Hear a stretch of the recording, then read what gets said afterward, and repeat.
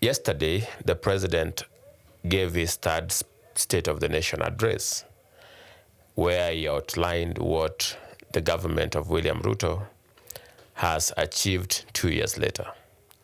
Just as a recap, for the first time, thanks to bold moves, Kenya is now producing more sugar than we consume. In fact, we are likely to be a net exporter of sugar. Number two, just still on food, we have, for the first time, enough food in our strategic reserves. This, ladies and gentlemen, means that those gory images of Kenyans starving and eating very funny things are going to be history. Then, also for the first time, in a very long time, actually in 17 years, our inflation, which is an indicator of the cost of living, has gone so low. It was this low 17 years ago. This just to mention a few things that the president listed. Of course, don't forget that for the first time, the government hired more teachers than has been hired in the history of this country. 56,000 teachers hired at once. He listed so many things, ladies and gentlemen, and if I was to go through the entire speech, the video will be also 1 or 2 hours long.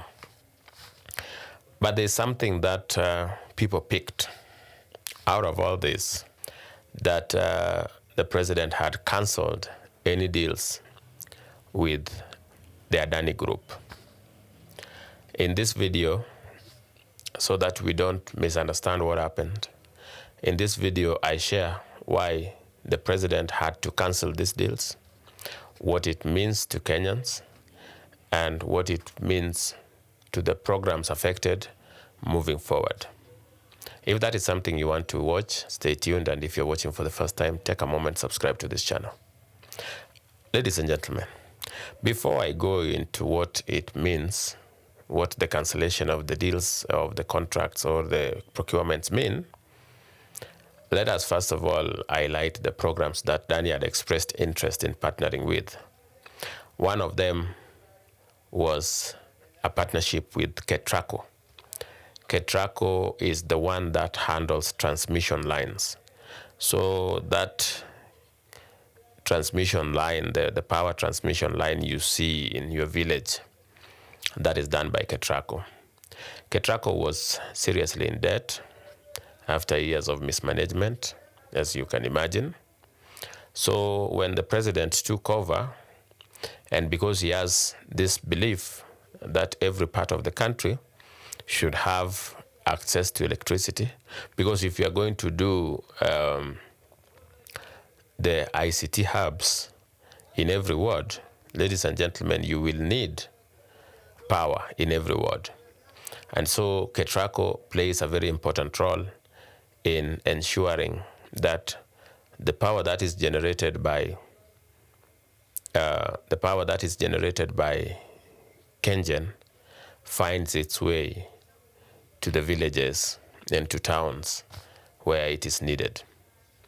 And so now that they were in debt, they had two options. One, wait for Kenyans to contribute in terms of taxes, which, you know, Kenyans really hate taxes to the point that they are willing to ban parliament if you ask them to pay more, or borrow money. And of course, you know, Kenyans also are 100% opposed to borrowing. So the other option was what we call public-private partnership or private investor partnership.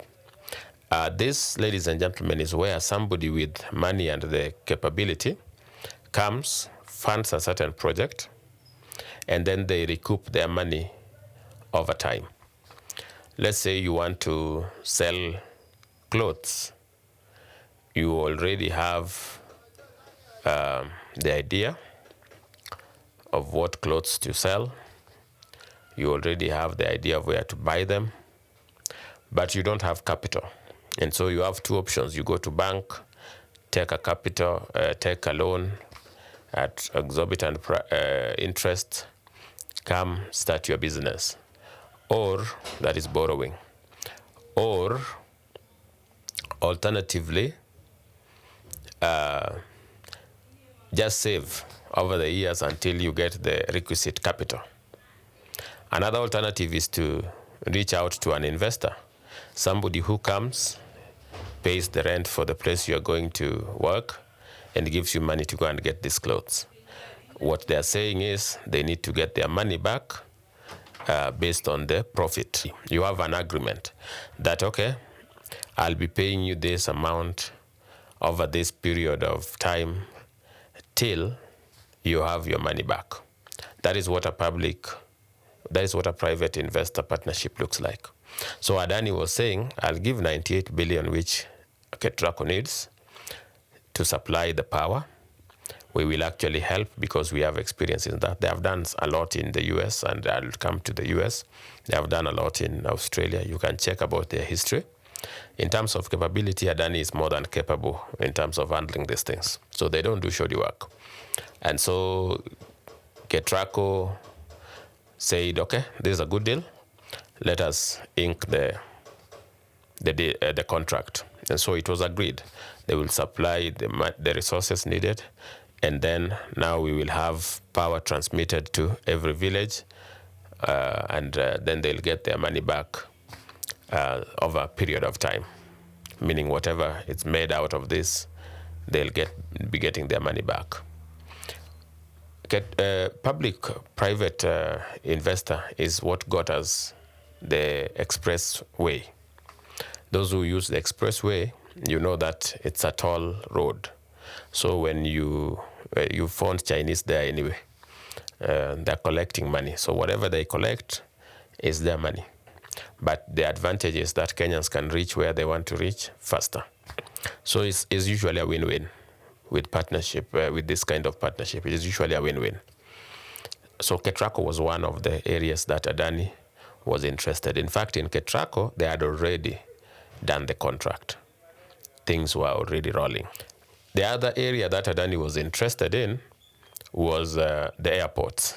As you know, ADANI owns 70% of Mumbai Airport, which is one of the busiest airports in the world. So these people are experienced in terms of this, and they were saying JKIA is a very important hub, a connection hub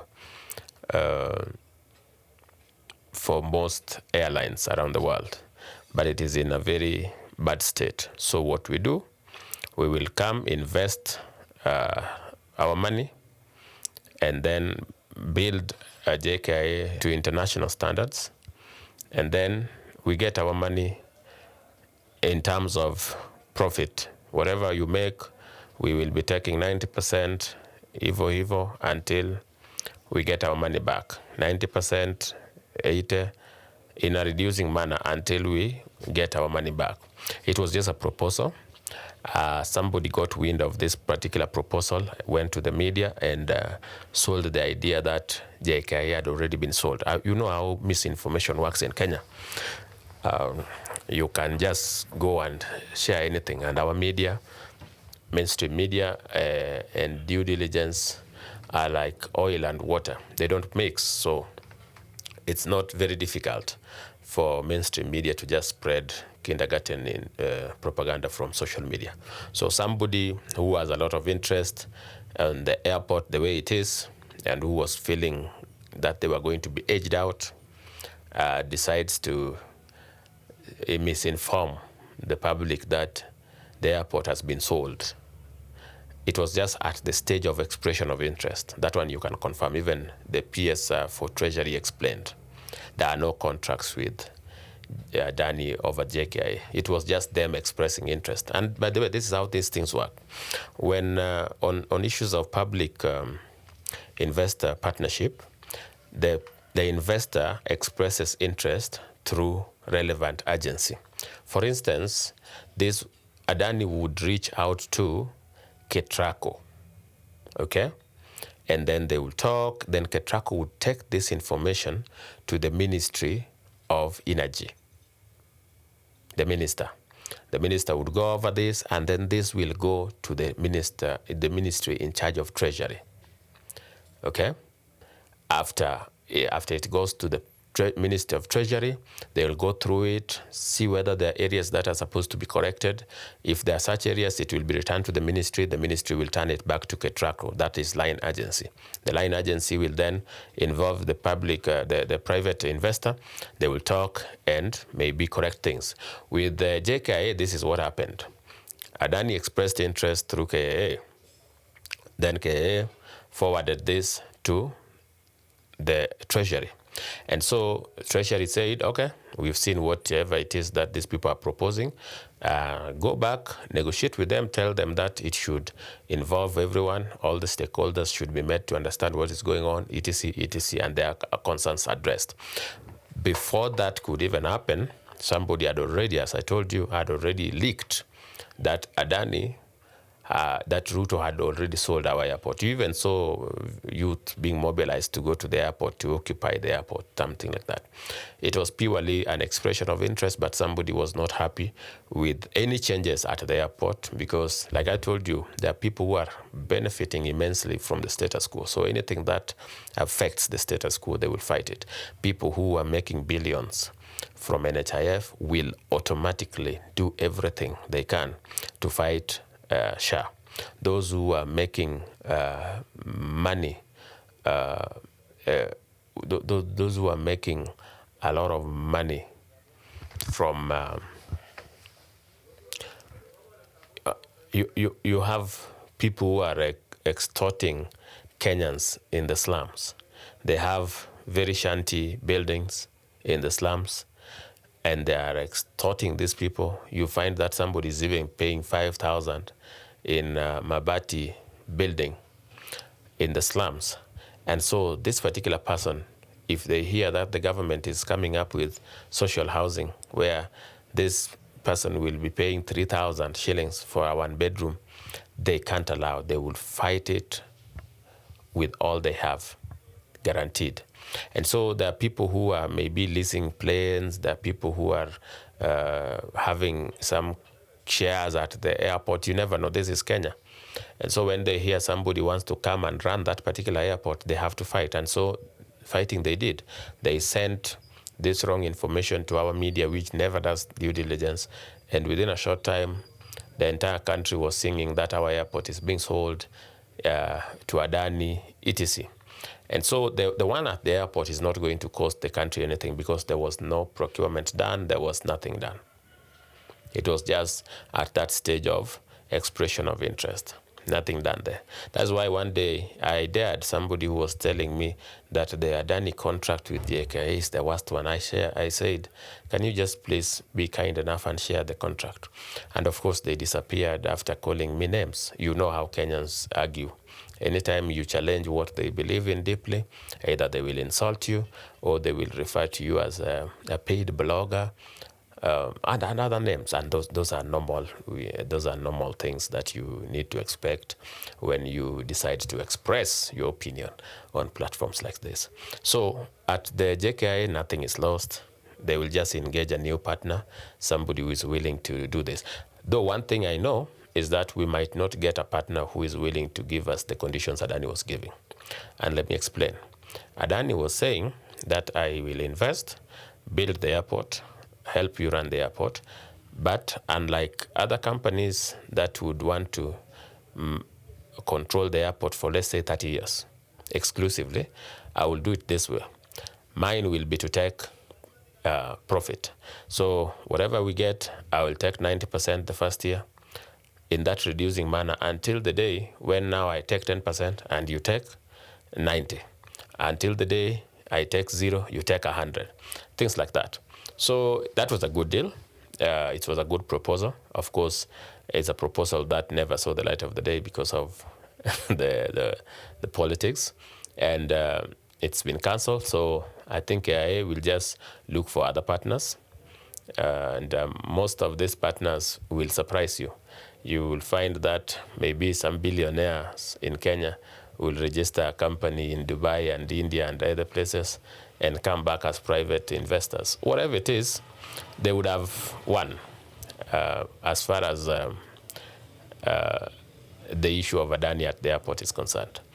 But with the Catraco, if the contract had already been signed, I don't know the details of that particular contract, but if it, from the look of things, the minister was saying it's already signed. It's already a deal done. So if it is cancelled, there are usually consequences of cancelling a contract. So why did the president cancel these deals? You see, William Ruto is the president of Kenya, and making hard decisions is not a problem for him. So he didn't, I can tell you, he didn't cancel the ADANI deals because certain people were making noise or were opposed to it. No. That I can confirm to you. In fact, the thought that people are saying that because he canceled the ADANI deal, now they are going to put pressure on him to reverse the university funding model, to do away with affordable fertilizer, that all you need to do is to put pressure, then share will be removed and we will go back to NHIF. Those ones won't happen. That I can tell you, it will never happen.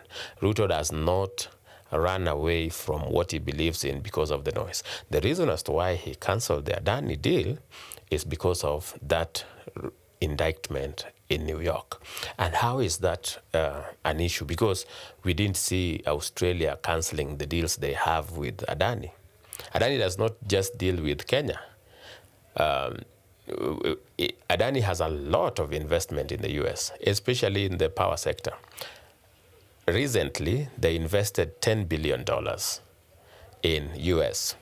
And so a New York court said that the process through which ADANI gets the deals in the US, and there are many in different states, is through bribing the officials so that they win this particular partnership.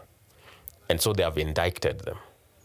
What happens after you are indicted is that now you go through the case. You are not convicted. When you are convicted, it means you are guilty. When you are indicted, it means that there is a case to answer. I want to remind you of the indictment of the Campo 6. So you are indicted by ICC. You have to go there, be charged by the prosecutor. They will say what their evidence is. Then you will argue your case. You might come out of the cases innocent. Yes, it's possible. And also, you might be convicted. Like in the ICC case, all of them came out innocent. ADANI will have their day in court at the New York. Indictment does not mean conviction, so they have not been convicted of any crime, just that the judge feels there is a case to answer based on what has been shown to him. So ADANI will defend themselves. But so why would the president cancel these deals and this person has just been indicted?